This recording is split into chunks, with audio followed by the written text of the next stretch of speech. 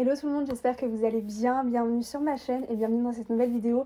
Je suis très contente de vous retrouver après un moment où j'ai pas trop posté de vidéos. Je vais quand même faire mon maximum pour maintenir ce rythme de 2 vidéos par semaine. Évidemment dans tous les cas j'en posterai au minimum une. Si jamais vous voulez me suivre sur Instagram et sur TikTok, c'est là que je poste quand je ne suis pas sur YouTube. N'hésitez pas à le faire, je vous mets tous mes réseaux sociaux sur l'écran mais aussi en barre d'infos. Aujourd'hui je suis là pour vous partager quelques conseils. Je vais vous partager 8 choses que je fais pour me sentir bien dans ma tête, bien dans mon corps quand je traverse une période un petit peu difficile. Je sais que pour tout le monde le mois de janvier a été extrêmement long. On avait tous une attente sur l'année 2025, que le mois de janvier ça allait être vraiment un mois, on allait tout réinitialiser nos vies et repartir du bon pied. C'est pas du tout comme ça que ça s'est passé. Comme toujours je fais hyper attention à mon lifestyle, on va dire faire du sport, bien manger, être bien dans ma tête, bien dans mon corps, etc.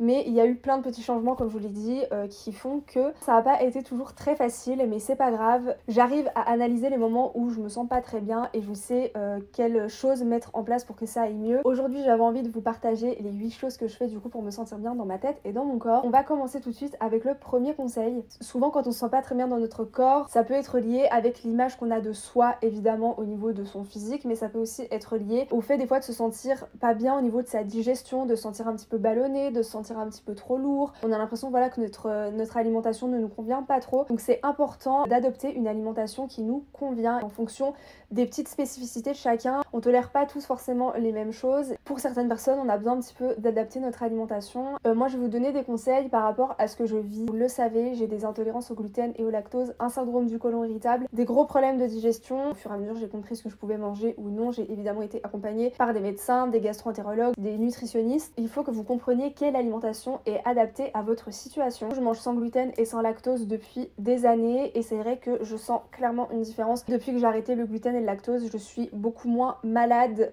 type indigestion on va dire. Par contre, il y a quand même très souvent, par exemple sur une semaine, on va dire que la moitié de la semaine, je vais me sentir très ballonnée, je vais pas du tout me sentir bien, je vais digérer très mal, je vais avoir tendance à avoir des diarrhées, à très mal digérer ce que je mange. C'est pour ça qu'en ce moment, je me renseigne beaucoup sur le régime sans sucre et l'alimentation anti-inflammatoire. Je vais pas vous donner de conseils spécifiques là-dessus, ni sur le régime sans sucre parce qu'il faut faire hyper attention avec ce genre de choses. Je suis seulement en train de me renseigner pour voir si ça pourrait me correspondre ou non. Si jamais vous sentez que vous êtes ballonné, que vous avez mal au ventre, ça peut très certainement venir de votre alimentation. L'alimentation, ça impacte beaucoup de choses, ça peut impacter votre sommeil, ça peut avoir des impacts aussi sur la qualité de votre peau, ça peut avoir un impact évidemment sur les défenses immunitaires. Il y a un moment donné, je pense que c'est à nous aussi de prendre nos responsabilités par rapport à notre santé. Essayez déjà de voir ce qui se passe dans votre assiette, de voir ce que vous grignotez, de voir ce que vous mangez, est-ce que vous mangez trop sucré, trop gras. Avant de tout remettre en question sur votre santé, essayez déjà simplement de voir au niveau de votre alimentation ce que vous mangez. Deuxième chose qui est très importante, surtout pour votre santé mentale, c'est de commencer la journée en faisant une activité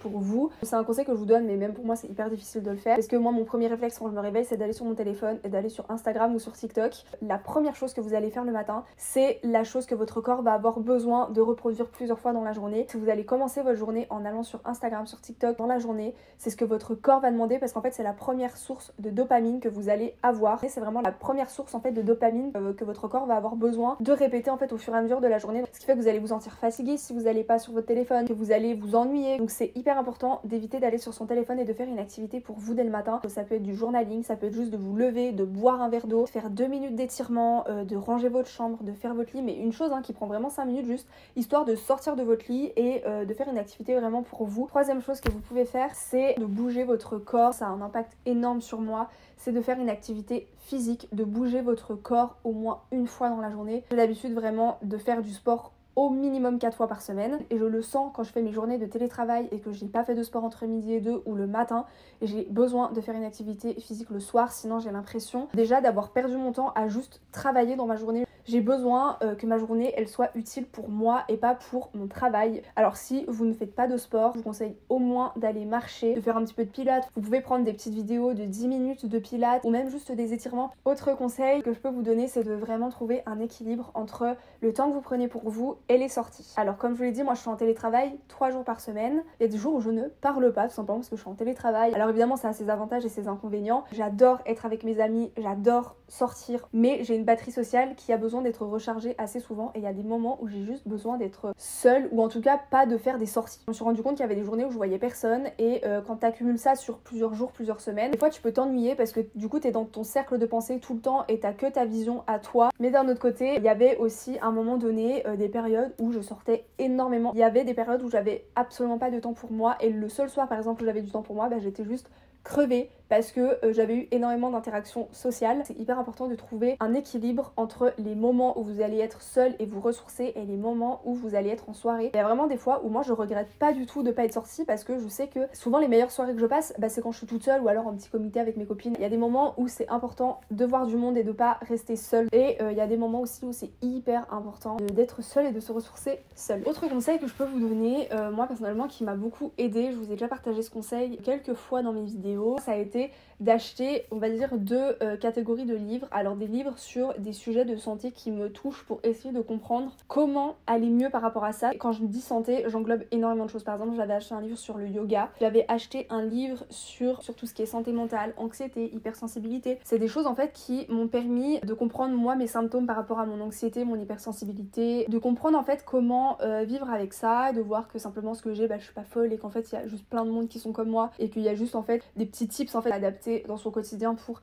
un petit peu apprendre à vivre avec. Donc il y a tous ces livres là moi qui m'ont beaucoup aidé et ensuite il y a tous des livres on va dire qui m'apportent de la connaissance. Une fois j'avais acheté un livre sur l'abondance, alors à la base c'était surtout axé sur l'abondance financière mais il y avait plein d'exemples moi que j'arrivais à transposer sur l'abondance en termes de psychologie. Ça c'était hyper intéressant. Là je me suis acheté un livre récemment sur un peu les plus grosses fortunes du monde. C'est plus comprendre un petit peu comment a évolué le monde. Ça m'apporte de la connaissance sur des sujets sur lesquels je n'étudie pas. Il y a plein de choses que je ne connais pas. C'est pas du tout des sujets sur lesquels mes connaissances proches vont parler non plus. Du coup, c'est vraiment des choses en fait qui sont pas dans mon quotidien, mais je pense que c'est important de lire des livres en fait qui nous sortent de notre zone de confort. En fait, le livre c'est hyper accessible, nous permet d'avoir une autre vision des choses sur plein de points différents. Autre conseil que je peux vous donner, c'est d'apprendre à lâcher prise sur le regard des autres. Arrêtez de vouloir plaire à tout le monde. Je suis une personne qui est très gentille, qui va beaucoup prendre sur elle-même pour faire plaisir à ses amis, à ses proches. C'est pas du tout que je m'écrase sous les décisions des autres ou que j'arrive à prendre des décisions pour moi quand même. Quand j'étais en école de commerce où j'avais totalement perdu confiance en moi pour plein de sujets différents, du coup il y avait forcément ce truc de regard des autres où en fait je me sentais pas du tout à la hauteur par rapport à tout le monde et le regard des autres ça a un impact énorme quand on n'a pas trop confiance en nous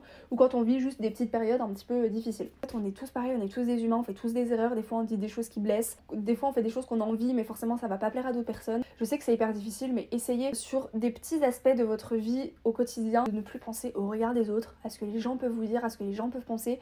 Vous ne pouvez pas plaire à tout le monde et c'est comme ça et ça il faut l'accepter. Vous vivez pour vous, c'est votre vie, c'est votre quotidien, c'est vos journées, c'est vous qui décidez de ce que vous avez envie de faire, de ce que vous avez envie de dire. Il faut arrêter de vivre un peu sous la contrainte et la pression du regard des autres. Avant-dernier conseil que je peux vous donner, c'est d'accepter vos différences et d'apprendre à vivre avec. Je fais de l'anxiété, je suis hyper sensible. Quand j'étais petite c'était hyper bizarre parce que du coup je pleurais tout le temps. Dès qu'il y avait trop de bruit je me sentais vraiment pas bien, enfin même encore aujourd'hui le bruit c'est quelque chose que j'ai du mal à supporter. Quand j'étais plus petite du coup, enfin vraiment je me rappelle très bien quand j'étais enfant je pleurais. Dès qu'on allait quelque part, qu'on allait manger en famille ou avec des gens et qu'il allait avoir beaucoup de bruit, en fait c'était juste trop pour moi et du coup je me mettais à pleurer. Il y a des petites spécificités comme ça chez chacun qui font que on est ce qu'on est. Il faut l'accepter et apprendre à vivre avec. Et le dernier conseil que je peux vous donner, c'est d'avoir une passion. Alors je sais qu'il y a des personnes qui sont hyper perdues et qui ne trouvent pas de passion et qui se sentent nulles par rapport à ça. Je pense qu'on peut tous trouver pas forcément de passion mais un centre d'intérêt sur lequel on peut travailler, sur lequel on peut passer un petit peu plus de temps pour faire une activité autre que d'aller travailler ou aller à l'école. Je vous donne quelques exemples. Alors déjà le sport, c'est non négociable pour que je me sente bien et parce que j'ai toujours fait du sport. Par exemple je fais les Miss et ça me permet aussi de vous dire que si vous avez une passion que les gens ne comprennent pas, on s'en fout. J'ai eu une ouverture d'esprit par rapport à ça quand j'ai commencé à faire les Miss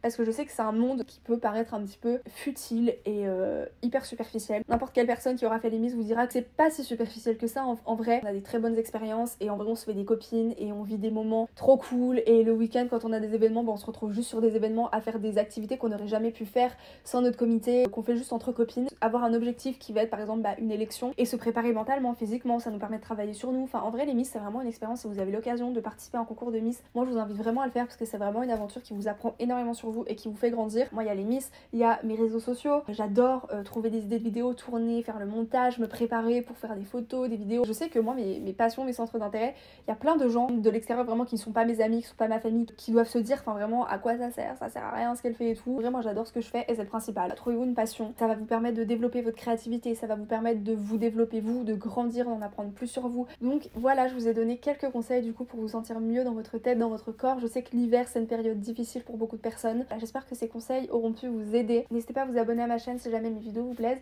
Je vous remercie d'avoir regardé ces vidéos, je vous fais plein de gros bisous et on se retrouve bientôt pour une prochaine vidéo. Bye.